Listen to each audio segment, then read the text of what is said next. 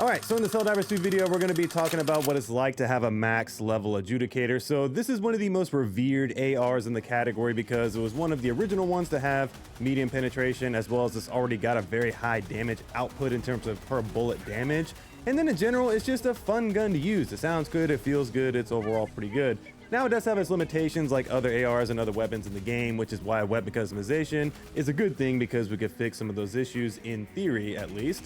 What we're going to be doing in this video is we're going to be covering everything that you need to know about all the attachments available, the best combinations of attachments, how it performs now against the factions with its new combinations, and then lastly, we're going to determine whether you need to rush out and level this weapon or not.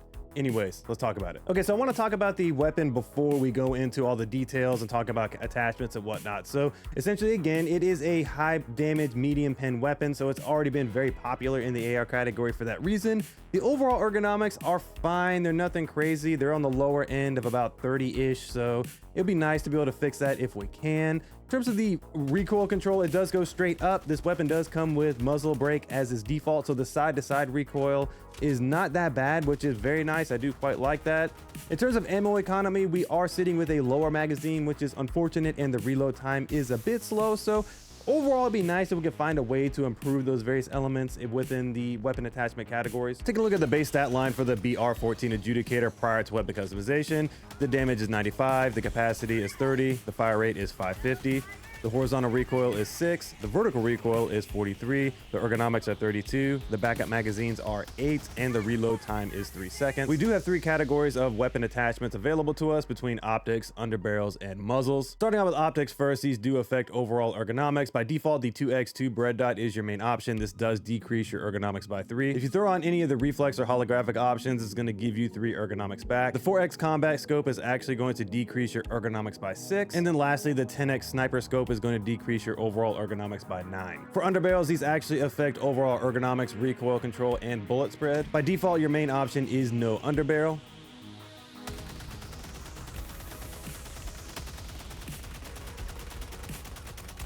Laser with flashlight actually decreases your ergonomics by 5.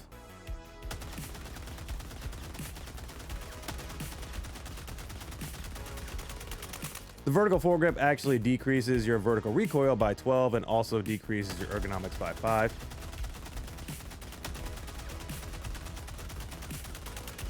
The angled foregrip increases your vertical recoil by 15 but does give you +5 to your ergonomics.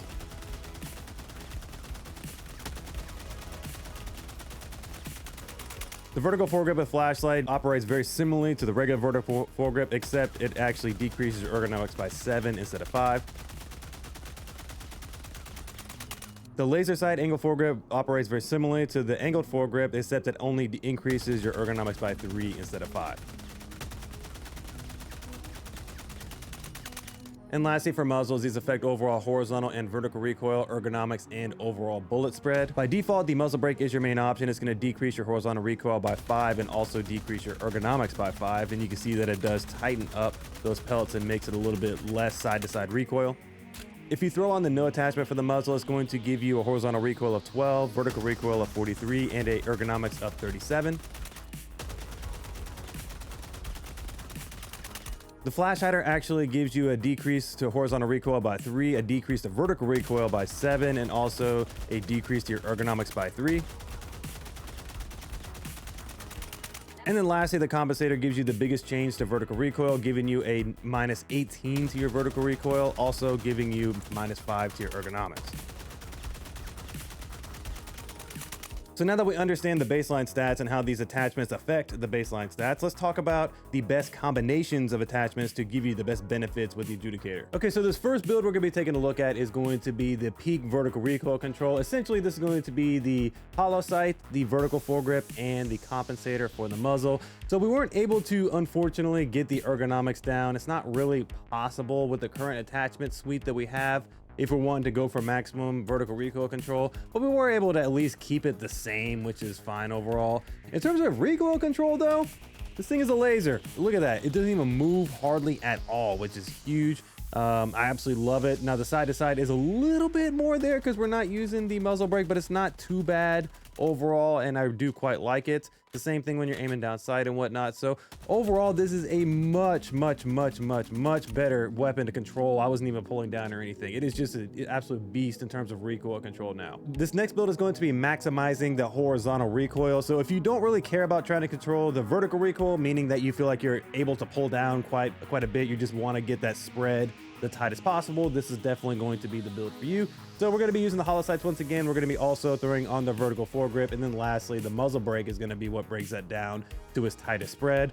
So essentially this is going to be the same thing. We're not able to really do much with the ergonomics with this particular build. It's about the same as the base version. You can see here, not controlling it at all. It does still have a pretty bad upward mobility, but you can see that that tight spread is really nice. You're going to be able to hit those weak spots quite easily. If I'm controlling it, then you can actually see that it's going to stay quite on target pretty easily overall. So in general, it just depends on what you really want.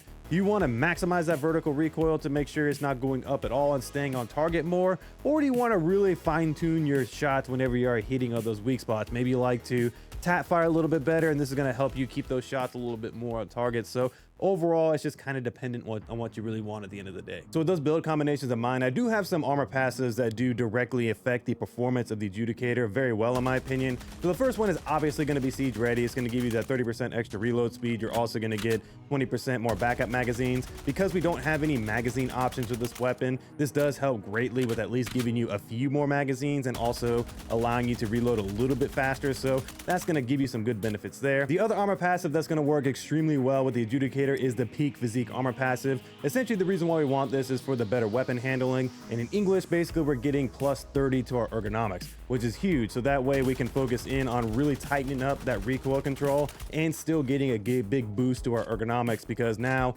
if we were using the first build, for example, we're going to get plus 30, so we're going to have 60 ergonomics with this, and we're going to have all that really good recoil control. So that's also a very good passive to be able to run with this weapon. And then lastly, we can also run either the fortified passive or the engineering passive to get that 30% increase to our recoil control. This is going to give us a much tighter spread whenever we're shooting at weak spots of enemies like the bots, for example.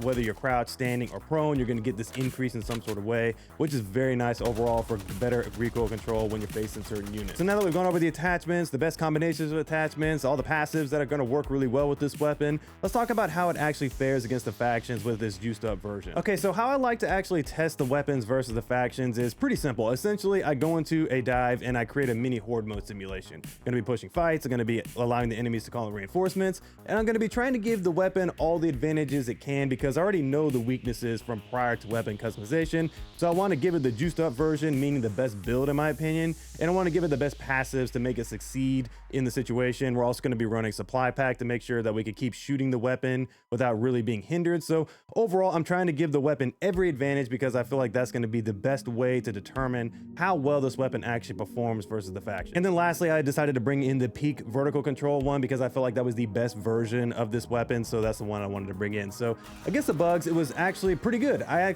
already liked the Adjudicator versus the bugs before, so getting a better recoil control version just made it even more consistent. It's already very good at taking out the hive guards, the spewers, the warriors, the brood commanders, and all those things. So it's very good at that. It can even take out the chargers if you really isolate shooting that butt area. So overall, it was already performing very well because it had the high damage and medium pen. So giving it more recoil control was very nice. I ended up running the siege ready armor passive to help control the swarms more, because against the predator strains, they love to swarm on you, and having the faster reload, having more backup magazines made it a little bit easier to be able to control them and spray them down in a lot of situations. So overall, I'm just going to keep it simple.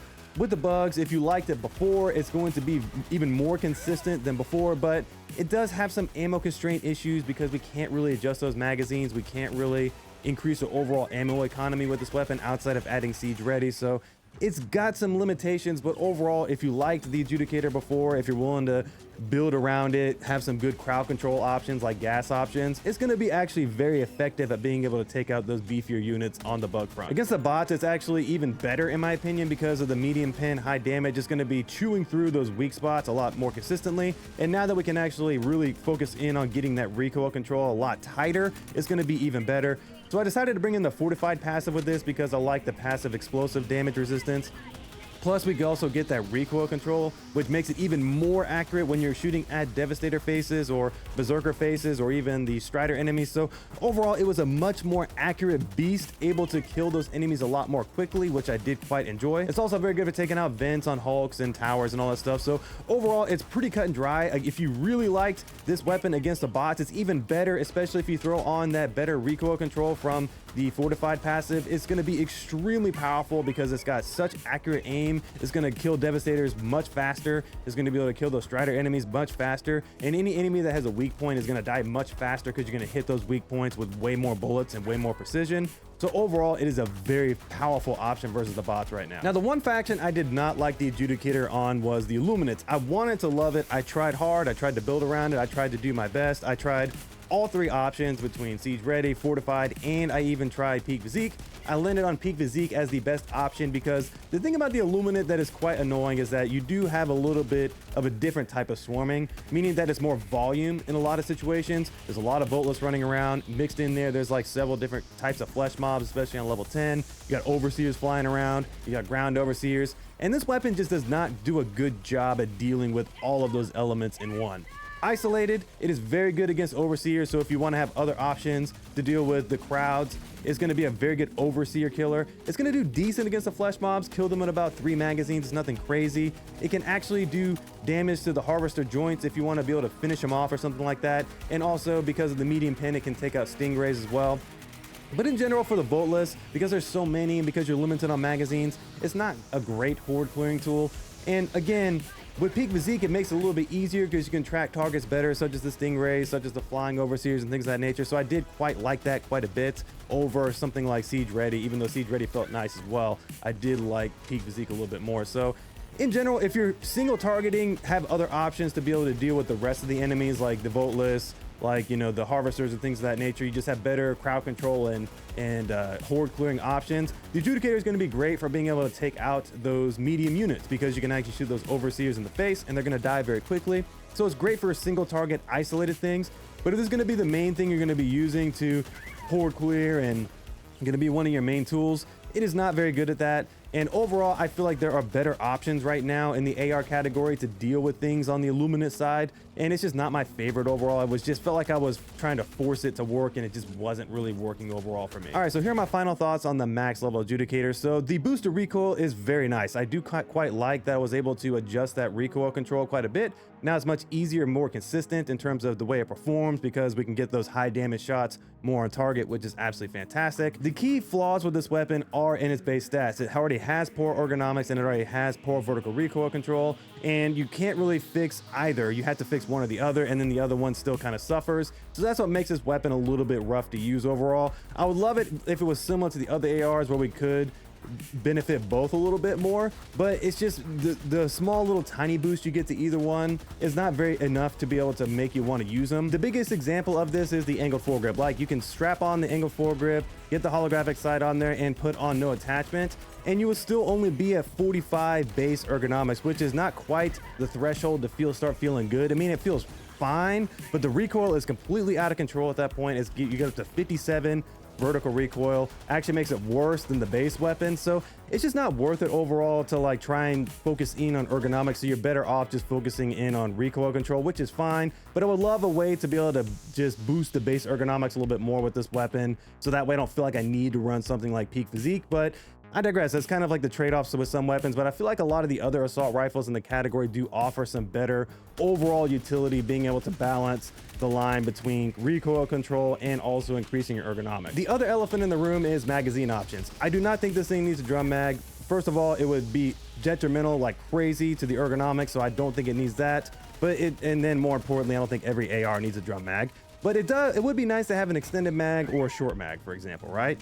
Now, I think that the thing already has an extended mag, but it's not really a true one. Just give us something that gives us 10 more bullets, maybe a little bit of a hit to ergonomics, but nothing crazy. But I would be more interested in a short mag, because a short mag paired with the angled foregrip, paired with something else, may feel good because you can actually get those ergonomics up to where we want them.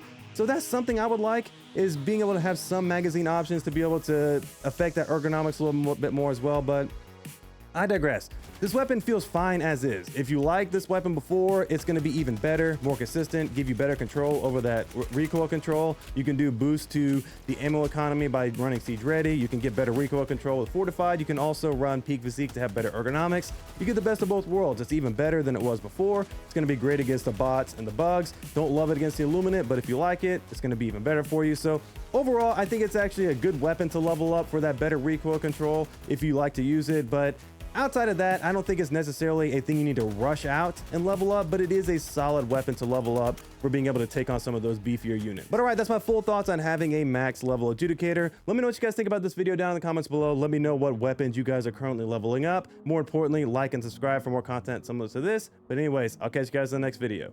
Peace.